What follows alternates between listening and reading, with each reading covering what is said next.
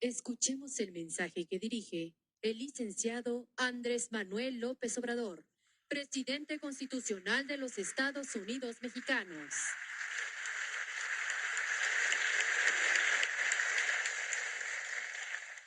Ciudadano gobernador Mauricio Curi González, representantes de los poderes judicial y legislativo, gobernadoras, jefa de gobierno, gobernadores, servidores públicos federales, estatales, amigas, amigos todos. La Constitución de 1917 se inspira, como sabemos, en los principios de libertad de conciencia y manifestación de ideas, democracia, legalidad, división de poderes, Estado laico, protección a la dignidad e integridad de las personas que hoy conocemos como derechos humanos, y en otros postulados enarbolados desde 1814 en Apatzingán y en las constituciones federales de 1824 y 1857. Sin embargo, lo verdaderamente original de la Constitución del 17 dimana de los anhelos de libertad, justicia y soberanía del pueblo que luchó en la Revolución de 1910 contra la dictadura porfirista. Así, en su espíritu original, la Constitución de 1917 da fundamento a una profunda transformación. Establece el derecho a la educación gratuita, la igualdad, la democracia, la defensa de los trabajadores del campo y la ciudad, el derecho de los campesinos a la tierra, el dominio directo de la nación sobre el subsuelo y el predominio del interés público.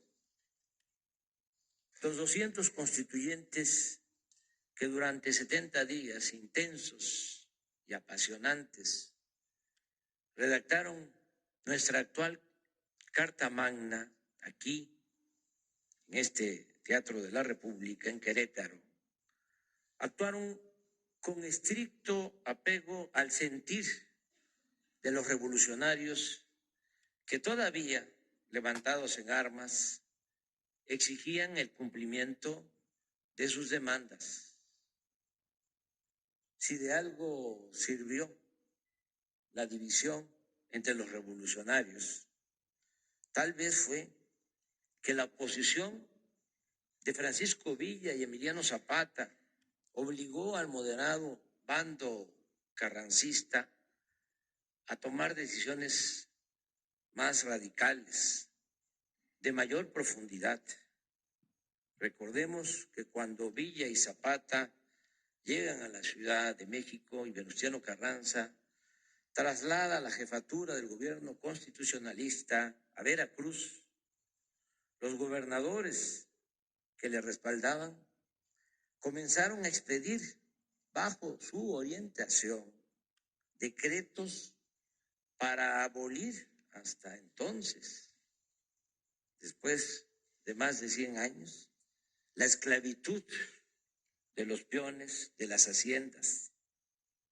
Y el 6 de enero de 1915 se proclamó en ese puerto la ley agraria para entregar la tierra a los campesinos.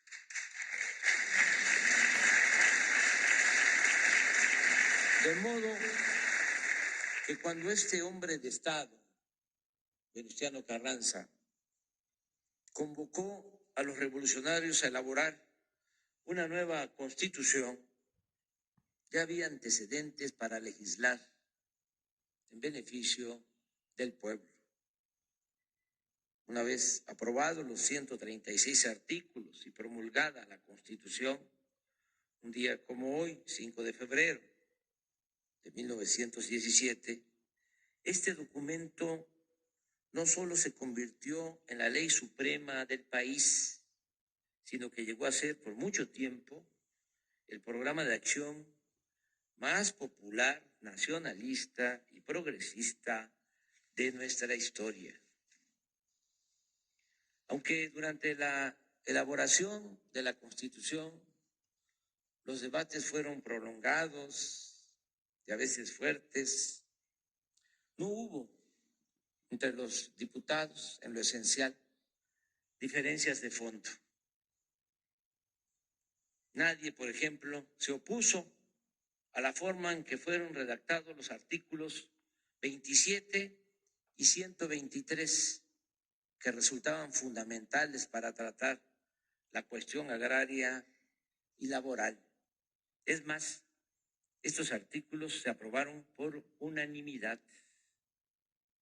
Desde luego, la promulgación de la nueva Constitución causó molestias y oposición de los políticos e ideólogos del antiguo régimen, incluidos grandes latifundistas y sobre todo dueños y representantes en el país de las compañías petroleras, porque en este texto jurídico fundacional del nuevo Estado se estableció el dominio directo de la nación sobre los recursos naturales del subsuelo en nuestro territorio.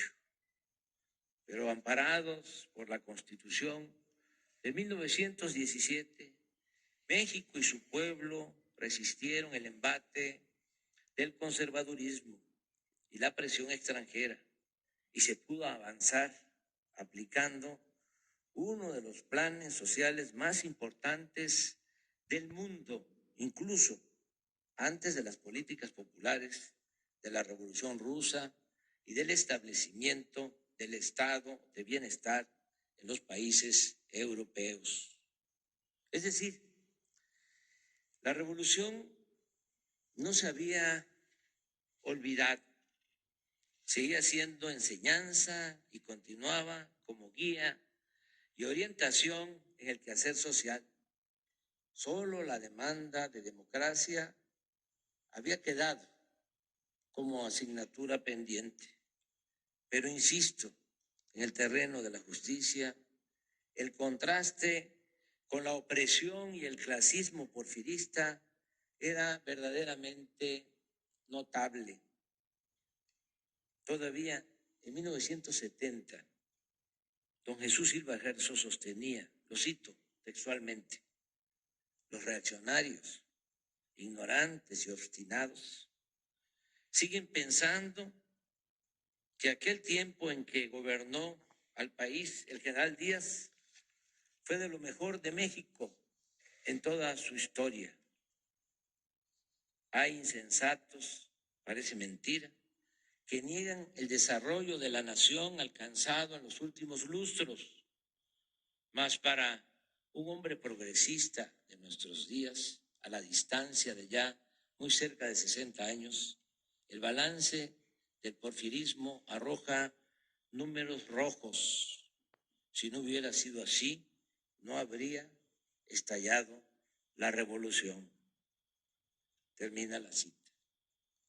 Sin embargo, con el paso del tiempo y de manera especial, durante el periodo neoliberal de 1983 a 2018, los retrocesos en materia de defensa de la soberanía y del bienestar de nuestro pueblo se fueron haciendo cada vez más evidentes hasta llegar a casi resucitar la política económica y social porfirista. Por eso decimos que neoliberalismo en México es neoporfirismo. Es indudable que esta regresión tuvo como acicate el predominio por más de 3 décadas del imperio de la corrupción.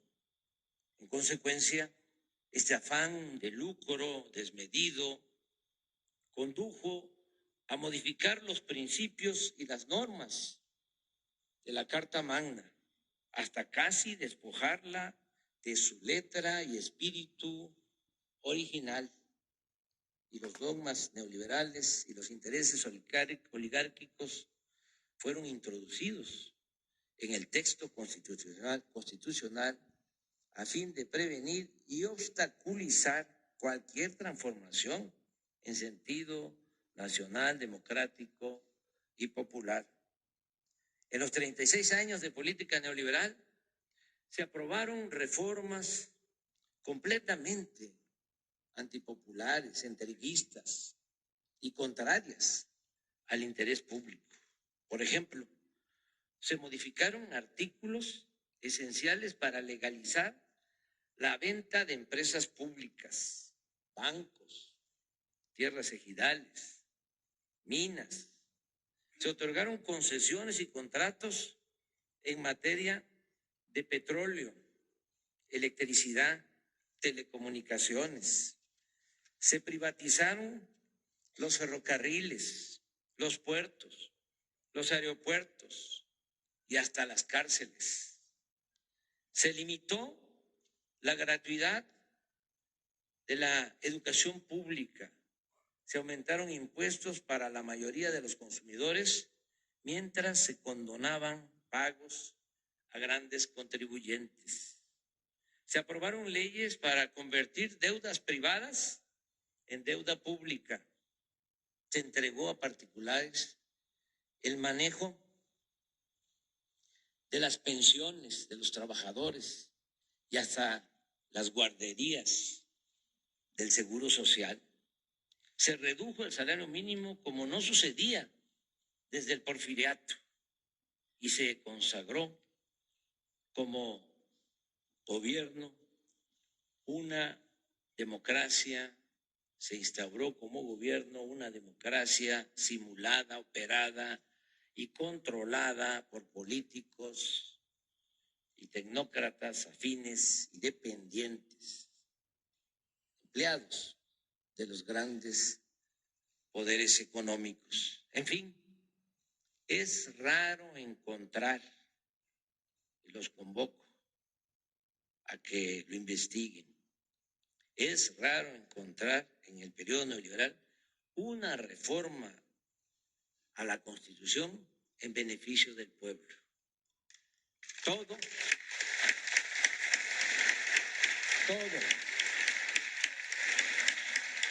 absolutamente todo, se orientó a favorecer los intereses de una minoría nacional y extranjera. Por eso, frente a este vergonzoso retroceso, podemos con orgullo y con la frente en alto sostener que millones de mexicanos hemos logrado la aprobación de algunas reformas en el Congreso con el distintivo de la honestidad y el humanismo. Ahora es delito grave la corrupción, que no lo era, porque habían modificado el Código Penal durante el sexenio de 1988-1994. Existe ahora, como lo mencionó el senador, representante de esa Cámara, la ley de austeridad republicana, porque la austeridad no es un asunto de principios, no es un asunto, digo, de administración, sino de principios. Y no puede haber gobierno rico con pueblo pobre.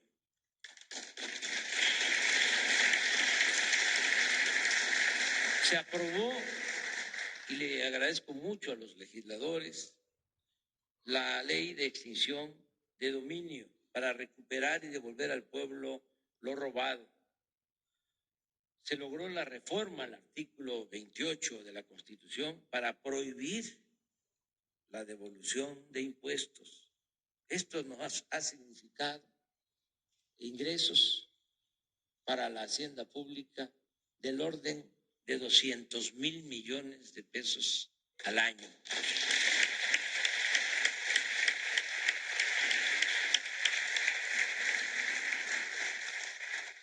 La clasificación del robo de combustibles, la evasión fiscal y el fraude electoral como delitos graves. La eliminación del fuero al presidente para que pueda ser juzgado en funciones como cualquier otro ciudadano y por cualquier delito.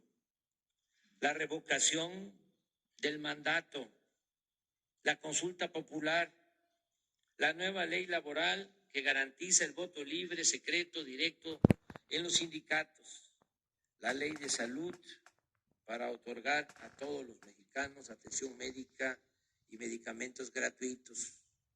Agréguese a lo anterior la cancelación de la mal llamada reforma educativa, así como la reforma constitucional que permite a elementos del Ejército y la Marina participar en tareas de seguridad pública e instituye la Guardia Nacional. Además, y esto lo considero fundamental, muy importante, se elevó a rango constitucional el derecho a las pensiones de adultos mayores y personas con discapacidad y las becas a estudiantes pobres en todos los niveles de escolaridad.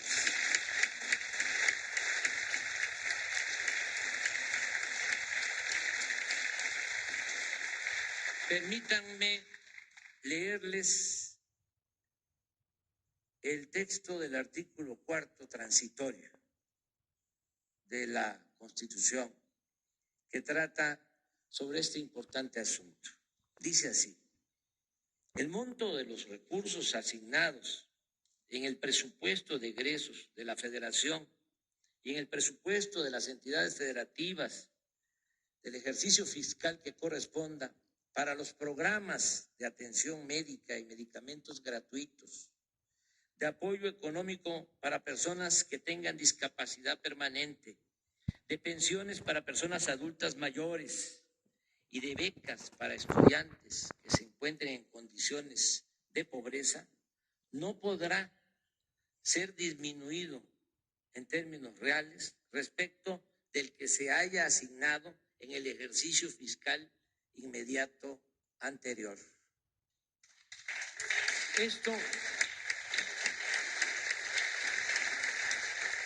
significa que no solo es un enunciado, un texto, una letra muerta en la Constitución, sino que por primera vez se establece que estos derechos son de aplicación obligatoria para el gobierno de la República. Amigas y amigos, debemos seguir luchando por los ideales de la Revolución Mexicana, consagrados en la Constitución de 1917. No dejar de insistir en abolir por la vía legal y democrática las reformas contrarias al interés público impuestas durante el periodo neoliberal. Continuar proponiendo cambios al marco legal en beneficio del pueblo hasta devolver a nuestra ley máxima toda la grandeza de su humanismo original. La política es hacer historia, es transformar. Ello implica pugnar siempre por lo que es justo y parece imposible de alcanzar. Si no se lucha en forma sostenida por convertir los sueños en realidad, no hay práctica política que valga la pena. ni transformación posible, ni diferencia sustancial entre la vida y la nada. La Constitución de 1917 no ha muerto, vive en la transformación del México libre, justo, igualitario, democrático y fraterno de nuestros días. Viva la Constitución de 1917. Viva Querétaro. Viva la República. Viva México. Viva México. Viva México.